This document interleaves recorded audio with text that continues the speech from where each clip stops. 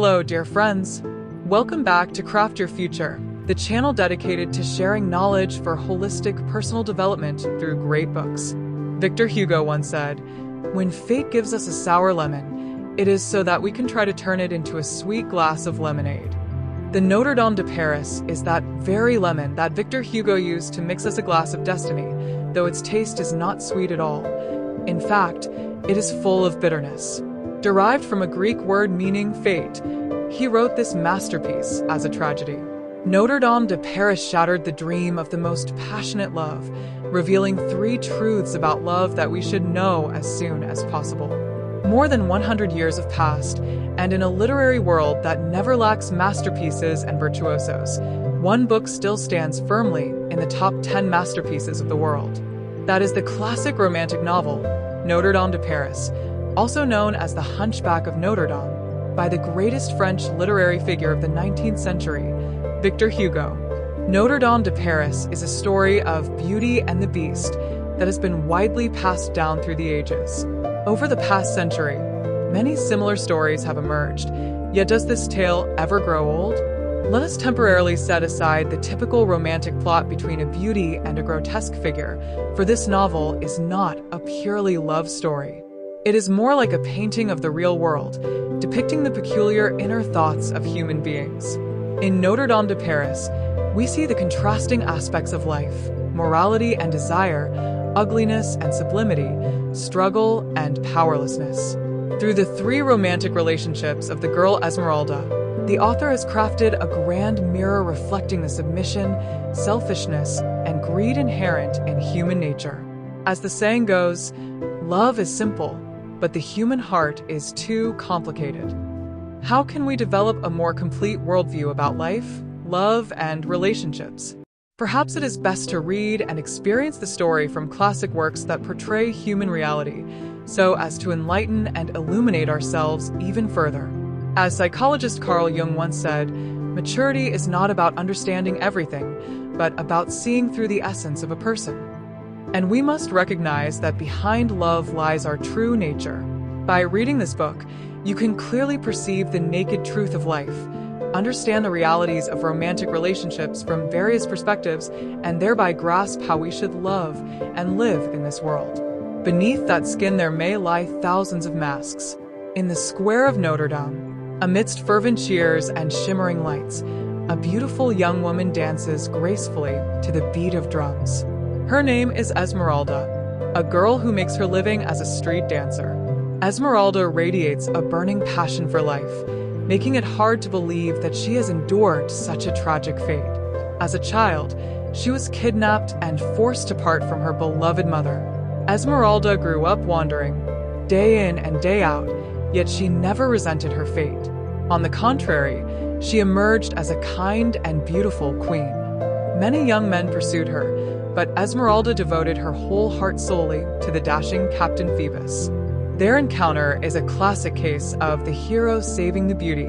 In Esmeralda's eyes, Phoebus is the prince riding a white steed, wielding a righteous sword. So deeply in love, she was always ready to meet every demand of Phoebus. Even when he summoned her to the suburbs in the middle of the night, she did not hesitate. One day, while visiting a small boarding house with Phoebus, the sweet, happy atmosphere left Esmeralda so enchanted that she confessed, "Being your wife is something I am incredibly proud of." However, upon hearing these words, Phoebus replied in a cold tone, "We're doing just fine as we are. Why get married?" In reality, Phoebus was merely infatuated with Esmeralda's beauty and did not respect her at all. As Esmeralda tried to ask further, a figure emerged from the shadows and suddenly stabbed Phoebus before fleeing. Seeing Phoebus writhing in pain in a pool of blood, Esmeralda fainted. Yet when she regained consciousness, she had to bear the burden of all the blame. The ruthless trial used a slew of false evidence to force her to confess and sentence her to death. Instead of trying to defend herself, Esmeralda cared only for Phoebus's safety. But even as she was led to the gallows, she received no news or rescue from him. In fact, Phoebus wasn't seriously injured at all. Once he learned that Esmeralda had been falsely accused, He chose to ignore her and leisurely went off to vacation with other women. The heartbreaking truth is that until her dying breath, Esmeralda could not realize that the perfect lover in her heart was nothing more than a despicable, greedy, and dishonest man. There is a saying, "The sky can measure the earth, but the human heart cannot be predicted." Don't use your feelings to hurt others. Don't use a brief moment to test love. And don't think that if you love sincerely, you will automatically receive the same in return. In love, too many people are deceitful, hiding their greed and selfishness. No matter how much you love, never put your whole life in someone else's hands. Leave yourself an escape route. Behind fiery love lies utter selfishness. At Notre Dame de Paris, there was a famous priest named Claude Frollo. Though young, this auxiliary bishop was highly talented, knowledgeable, discreet, and trustworthy. He was considered a symbol of asceticism. Every time he heard the rustle of a woman's skirt passing by, Claude would immediately pull his hat down to cover his eyes. Even when requested for an audience by a royal princess, he refused. What impressed others most was that, despite being born into a noble family, he lived simply, modestly, and helped the poor. Claude Frollo once saved Quasimodo, a deformed, abandoned child so hideous that no one dared to approach him. He took the boy into the church, raised him, and taught him to be the bell ringer. He also helped Gringoire, a wandering orphan, learn to read and write so that the child could escape the fate of illiteracy and become a poet. Victor Hugo even praised Claude for his compassionate soul. However, at the age of 35, this once admirable priest accidentally laid eyes on Esmeralda, the beautiful girl with graceful dancing and deep, dark eyes. Claude found himself mired in the swamp of love, and all the ascetic beliefs he had once pursued crumbled completely.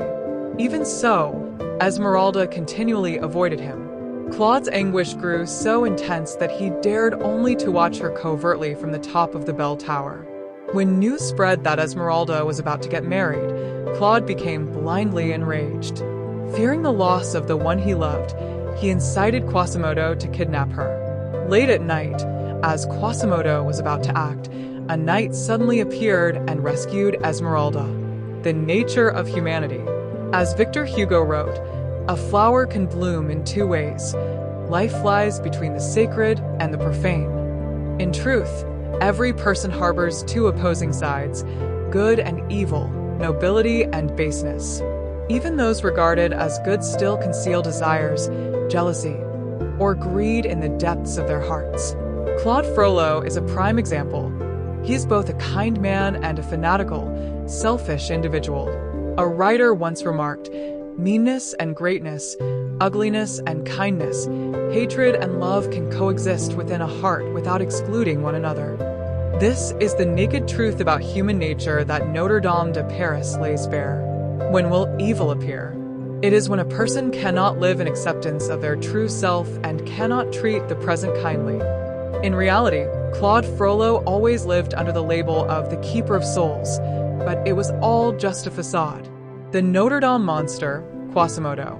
Quasimodo has only one eye, a hunchback, and crooked legs. Because of his hideous appearance, he grew up subjected to society's contempt and bullying. The indifference and coldness of people made him become isolated, cruel, and rough.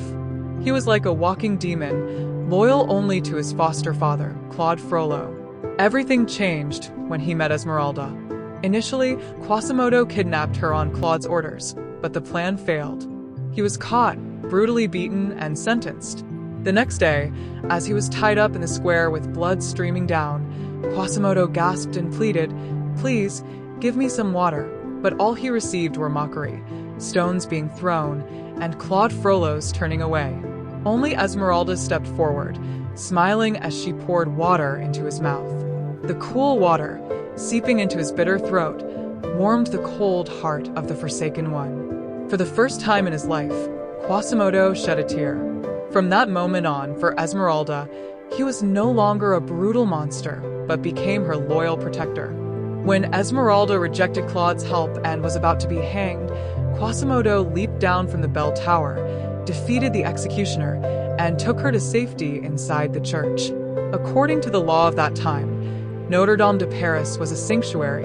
Anyone guilty who entered its doors would be safe. However, upon discovering Claude's sinister plot against Esmeralda, Quasimodo bravely declared, "Unless I die, no one shall lay a finger on her." Even though he risked his life caring for and loving Esmeralda, she remained frightened by his appearance. In the end, Claude deceived her out of the church, captured her, and hanged her. After her death, Quasimodo killed his foster father and then embraced Esmeralda's dead body. The nature of humanity, light in the darkness. As Victor Hugo wrote, "In the inherent ugliness of humanity, there is also goodness. Amid polluted air there is still the scent of flowers, beneath dark clouds there is sunshine, and in the mud there is a white lotus." Quasimodo, the one deemed a monster, possessed the most sincere heart. 2 years later, the skeletons of Esmeralda and Quasimodo were found clutched together. When separated, they turned to dust. Notre Dame de Paris teaches us that beauty seen by the naked eye is not true beauty. A physically attractive person with an ugly soul is merely a walking corpse. Conversely, beneath an unattractive exterior there can be a kind heart. The lesson on love. A life partner need not be beautiful or rich, but must be virtuous, kind, and sincere. Do not judge by appearances. Their character is what truly matters. What is true love?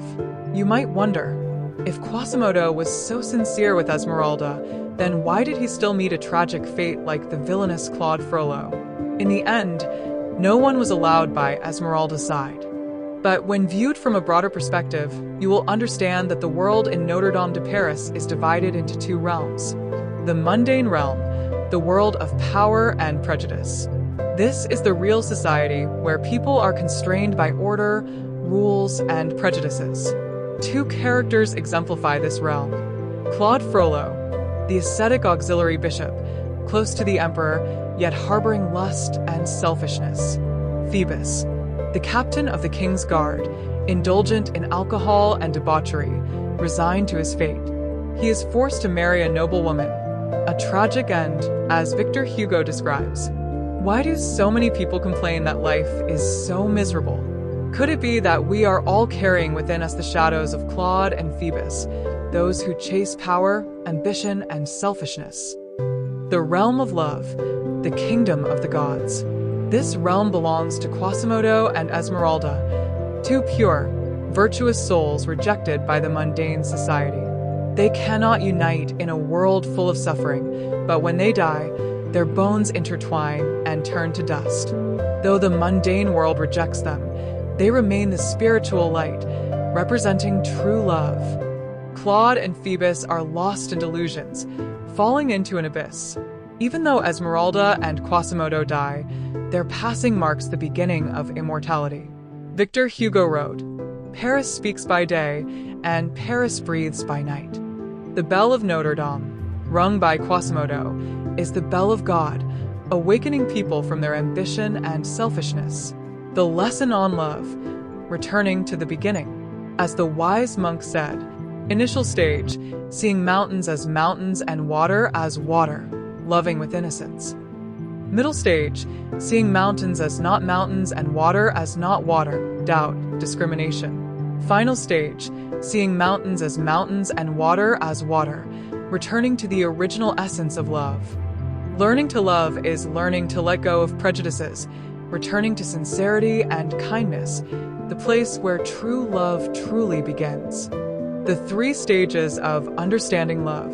The stage of lost orientation. At this time, you see that the mountain is not a mountain, the water is not water, and even people are not really people. In a society full of ambition and selfishness, many become versions of Claude Frollo or Phoebus, acting like beasts, deceiving, and indulging in lust, living in an illusion where love is obscured by prejudices and vanity. The stage of experience. Only by experiencing life's ups and downs, tasting both its warmth and coldness, do you begin to understand human nature. Notre Dame de Paris exposes a stark truth. Esmeralda dies because her kindness was betrayed. Quasimodo dies because his love went unreturned. Yet, they are the true gods of love, the stage of enlightenment. Finally, you cross the river of life and return to the beginning. At that moment, the mountain remains a mountain, and the water remains water. True love demands a return to one's original soul. May one travel thousands of miles, only to return to their childlike heart. As Victor Hugo wrote, the human heart emits the brightest light and creates the deepest darkness. Lessons from Notre Dame de Paris. Do not let lust blind your eyes. Whether in modern society or in Victor Hugo's time, people are easily lost in illusions. To love is to return to oneself. From the very beginning, you were an angel capable of tolling the most sacred bell of love. This novel is not a mere love story.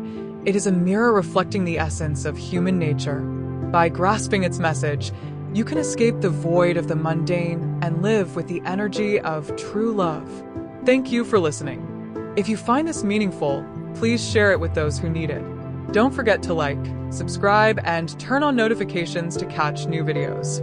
See you on the next journey.